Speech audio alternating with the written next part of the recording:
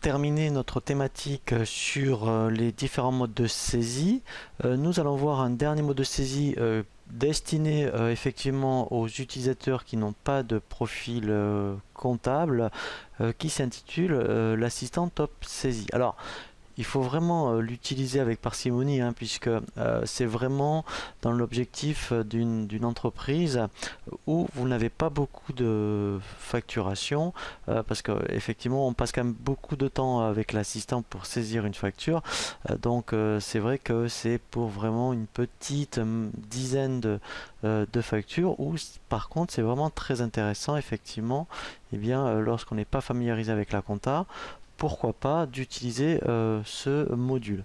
Alors pour lancer le top saisie, il faut aller donc dans le menu saisie, ensuite top saisie. Voilà, donc là il me demande qu'est-ce que je veux saisir. Donc vous voyez, si c'est une écriture de vente, d'achat, de faire un encaissement client ou payer un fournisseur, de faire une écriture sur le compte bancaire ou une autre opération, c'est-à-dire donc une opération d'opérations diverses.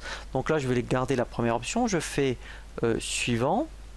Ici, donc, il me demande, vous voyez, parce que là, c'est pas du tout la même chose. Si c'est plutôt de la vente de marchandises ou une prestation de service, donc là, je vais laisser vente de marchandises. Voilà.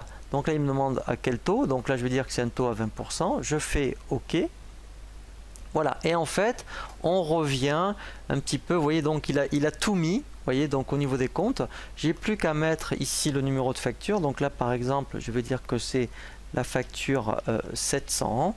Voilà, et donc là, après, ben lui, en fait, qu'est-ce qu'il va faire automatiquement après, dès que je vais indiquer ici le montant TTC, donc je vais dire, mettons que cette facture faisait 350 €, et bien lui, en fait, il a mis directement le hors taxe. Voilà, donc, alors, ça existe, hein. Il ne faut pas en abuser parce qu'après sinon ça va être un peu long de saisir votre comptabilité par celui-là, mais ça c'est vraiment intéressant quand vous êtes dans une activité où vous avez très peu de factures dans le mois et que eh bien effectivement si vous n'utilisez pas, je dirais c'est le compta couramment, eh bien, au niveau des comptes vous les appelez pas souvent, ça vaut le coup d'utiliser cette fonction puisqu'après effectivement on fait enregistrer et c'est bien intégré dans votre comptabilité.